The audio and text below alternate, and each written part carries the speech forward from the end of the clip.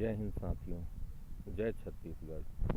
साथियों, आप सभी जानते हैं कि छत्तीसगढ़ धान का कटोरा है और हम जैसे लोगों के लिए, किसानों के लिए, खेतीहरों के लिए यह हमारा अभिमान भी है। मेरा धान मेरा अभिमान। साथियों, हमने यानी कांग्रेस की सरकार ने छत्तीसगढ़ राज्य में खरीफ विपणन वर्ष में यानी 2020-21 में 7 जनवरी 2021 तक 62 लाख मीट्रिक टन धान की खरीदी की है। अब तक राज्य के 15,49,200 किसानों ने समर्थन मूल्य पर धान बेचा है। राज्य के मिलरों को 18,97,000 मीट्रिक टन धान का डीओ जारी किया गया है, जिसके विरुद्ध मिलरों द्वारा अब तक 16,10,780 मीट्रिक टन धान का उठाव कर लिया गया है। साथियों, पूरे प्रदेश भर में धान की खरीदी बहुत अच्छे तरीके से चल रही है। साथियों, हमारे सरगुजा संभाग में भी धान की खरीदी लगातार की जा रही है।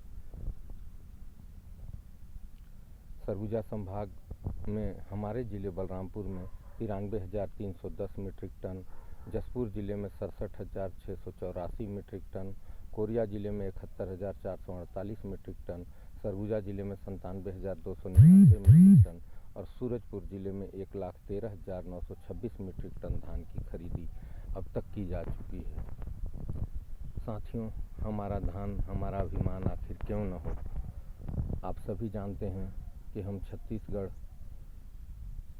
पूरे देश भर में हम और हमारा छत्तीसगढ़ ऐसे राज्यों में से है जहाँ के लोग शांति प्रिय और मेहनतकश लोग हैं। हमने एक अलग पहचान बनाई है।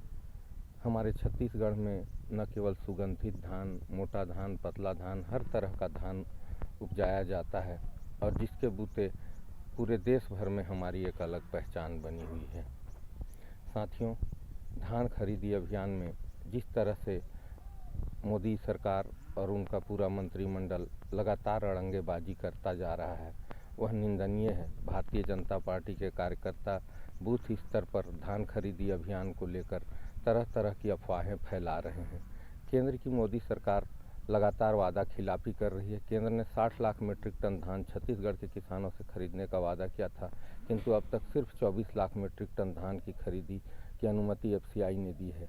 मोदी जी और केंद्र सरकार को यह आपत्ति है कि जो कि उन्होंने लिखित में भी भेजी है कि छत्तीसगढ़ की कांग्रेस सरकार किसानों को बोनस दे रही है, जो कि उनके हिसाब से गलत है, जिसके कारण वे एफसीआई की धान खरीदने से रोक रहे हैं, जबकि यह सरासर गलत है। यह तो छत्तीसगढ़ के किसानों के साथ घनघोर क्रूरता ही कही जा सकती है।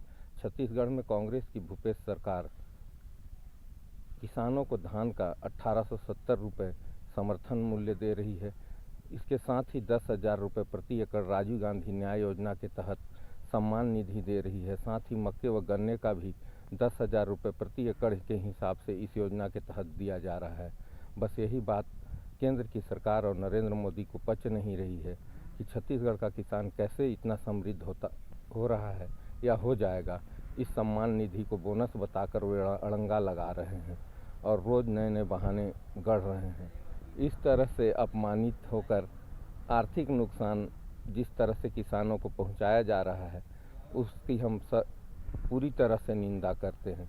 यदि वरदानों की बात करें तो छत्तीसगढ़ सरकार ने केंद्र से 3 लाख वरदानों की मांग की थी, किंतु राज्य को केवल 1.45 लाख वरदाने ही आवंटित हुए हैं, जिसमें केवल 1.05 लाख वरदाने ही प्राप्त हुए हैं, जिसके कारण भी किसानों को धान खरीदी में बहुत सारी दिक्कतें आ रही है।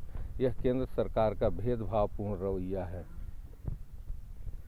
रमन सरकार के समय में भाजपा ने 15 साल तक सत्ता में रहने के बाद भी किसानों से 50 लाख मीट्रिक टन धान ही खरीदा था और वर्तमान में भूपेश बघेल जी की सरकार 85 लाख टन से ज़्यादा धान की खरीदी कर रही है। मोदी जी और उनके लोग छत्तीसगढ़ के किसानों को जिस तरह से अपमानित कर रहे हैं, उसे तत्काल बंद करें और 60 लाख मीट्रिक टन धान सेंट्रल पूल में लें।